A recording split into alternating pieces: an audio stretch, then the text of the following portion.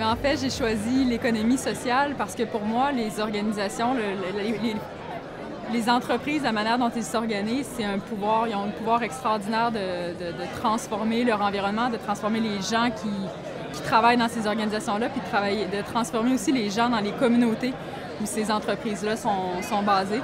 Donc pour moi, l'économie sociale, en fait, c'est la réponse à une manière humaine, à une manière qui est économiquement responsable de faire les choses. Donc c'est ce qui fait que pour moi, je me sens choyée puis de pouvoir travailler dans une entreprise d'économie sociale puis de pouvoir y contribuer.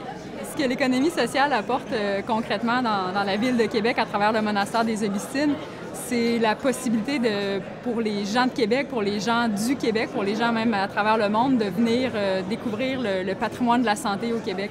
Donc à travers cette entreprise d'économie sociale-là, ce qu'on souhaite faire puis ce qu'on fait depuis 1 an, depuis l'ouverture, c'est de donner accès aux gens à tout le patrimoine, un patrimoine fondateur. Donc, les Augustines ont fondé le premier hôpital en Amérique du Nord. Elles ont légué leur bâtiment à la population québécoise.